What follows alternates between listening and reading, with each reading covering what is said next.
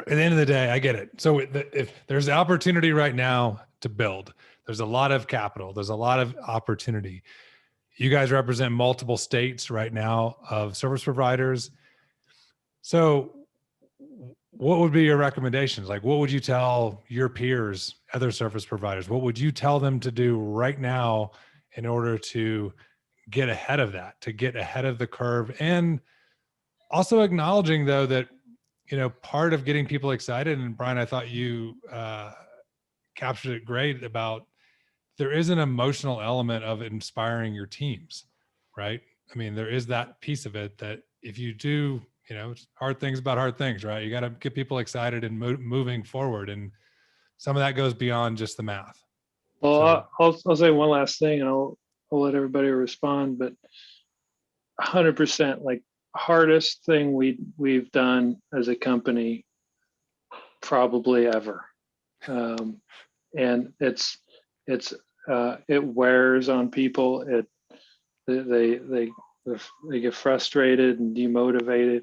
I tell you the thing we did, and if you go to our website and just look at the videos, like, just, what motivates people is like the success stories, the stories of, we have a plow train that's got two bulldozers, in front of a plow, yanking this plow through like concrete dirt, just creating solutions, and just people.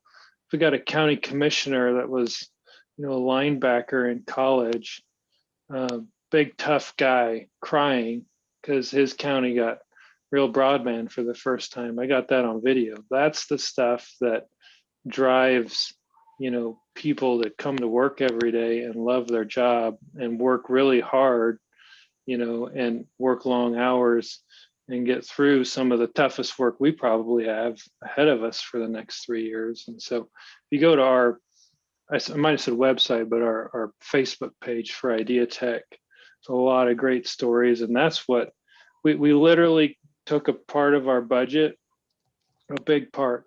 People don't like to do this. And right off the bat is like, this is for marketing in the middle of, this push. And that small sliver of marketing pays huge dividends from motivation for community buy-in, etc. So, all right, what about the rest of you guys? What would you tell people? What would you tell your peers? I guess if I can jump in real quick, and I kind of want to go twofold. Daniel made the statement how you can't sell when you're in a growth phase because you end up being behind. I go all the way back to 2007. And it's a great reference because as a cooperative, we had fiber in a lot of our towns, and we weren't yet offering television service. And so we knew the only way to essentially get enough market share to make it viable and to run the competitor out of our market was to pre-sell. So we were overbuilding our entire market, our 3 competitive towns we had, and we were overbuilding side by side with the competitor essentially of fiber to the home. And we were holding events, we were doing, come eat a hot dog and sign up for your service. But we didn't turn anybody up. We didn't turn a single soul up. It was just wait, let's get the NIT on, let's get the fiber to the home, get the services built. And what we did was the competitor was watching us do this, but wondering why nobody was turned up. And so what we did is we held off and we turned up, we got every single, person we could find, every person in the company was out turning up service. We turned up 550 customers in 72 hours. And we told them, do not disconnect until your service is up and running and we tell you to disconnect. We will pay for the last month of your current service. Our direct competitor, McConnell Communications, in our 3 markets, lost 543 customers in 2 days. And so feel good. The second day, here's how it worked, right? So the second day, the operation manager there said, okay, it's 1.2 million. You want the plant, it's yours, but let all your brothers know this won't happen again. So I think in that regard, right, you pre-sold it. We're doing everything else, just like Daniel had talked about during the COVID. We laid fiber in the ground of 400 homes that didn't have fiber for free,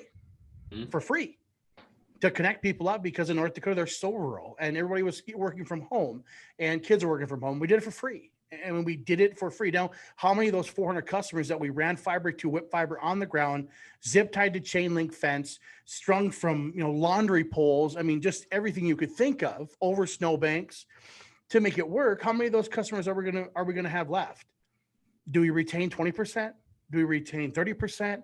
Who knows, right? But at that point, the world stops. So what the hell's the difference? I mean, no one's doing anything, and we never stopped, right? Just like Daniel's talking about, you push and push and push, right? That was doing with our money, right? With the understanding that at some point you'll be able to monetize it, right? But we got a lot of fiber that we're having to go pull back out. With fiber, we're having to peel back, and that was a risk we were willing to take. But I think as you look forthcoming and you look at the process that telecoms are going through, and we've heard the term land grab happen at countless times, at least here in North Dakota. We're pretty rural, right? So the people that can grab the land that's available and the customers and the community connect grants and the broadband plan, all these different things, there's very few cooperatives in North Dakota that are willing to do that. There are some that are proactive and working like us, but very few aren't, right? They're going to sit and try to ride it out and use their ACAM money for the next 7 years, and then they'll figure it out, right? And I guarantee there's not a single person on this call who doesn't believe that in the near future, not a single person that offers internet, TV, and phone is going to be anything but a pipe to the world. That's where we are all headed. We are all going to be a pipe to the world, because just like Daniel alluded to, the providers of the world do not care about the pipe. They just want to be on it. That's all they care about. So you're going to end up being a provider of a pipe to the world. And are you going to have to offer these services? Maybe you do, right? But ultimately, you're going to end up being out of the market, because there's going to be so many applications that you can't collectively offer enough of them to be, marketable in the market in which you have to. And I look at our population. I mean, we're in very rural North Dakota. The average age of our customer is north of 45 years old. And I tell people all the time, we're a cooperative. We are member owned. I'm not sitting in my office. I'm sitting in the member's office. They own this office. I don't own this office. It's not my office. It's their office. And so I look at that from the member standpoint, and we talk about it all the time. Somebody who's 50 and 65 years old, they care about the cooperative. They care about being a member of a cooperative because their mom was, and they are, and by God, by the cooperative, for the cooperative. Their daughter and grandson want the best product at the cheapest price, and they do not care about their capital credit checks, because they're never going to see a dime anyways.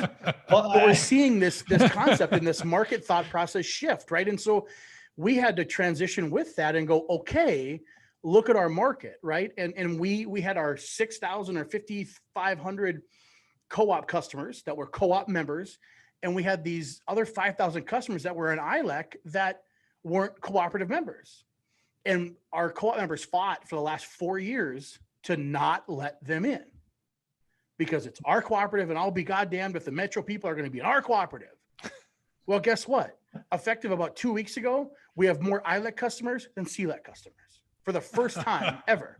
So how do you go about that? So I think Daniel makes a couple great points, right? On the idea that the market shifts and the thought process shifts, and the stories are great, and the winning the battle by pre-selling everybody and 20 truck, those are great stories, right? But ultimately, in 2007, we had the forethought to go, okay, how do we win, right? How do we win? How do we monetize that pipe? And now we don't have a competitor, with the exception of Dish and Direct. We don't have a competitor. And the thing is, okay, you have the Verizons and the AT&Ts of the world. Great. Who provides the fiber to their tower? We do. So they pay us either way, right? I mean, and then when they're when it goes down, you have the 99.9% reliability, and it goes down, there's a storm, whatever it may be, your fiber to the home is still there. And so I just really think that as we look forward into this, how many pieces of and tools can you put on that piece of glass you have in the ground of the home? But more importantly, how stable can you make that piece of glass, and how stable can you make your network? Because we're all in 10 to 15 to 20 years are going to be one thing and one thing only.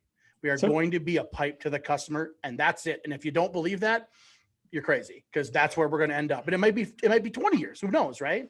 But ultimately, you're going to be a pipe to the world, because you can't offer the same products for the same price in the same threshold that the rest of the market can.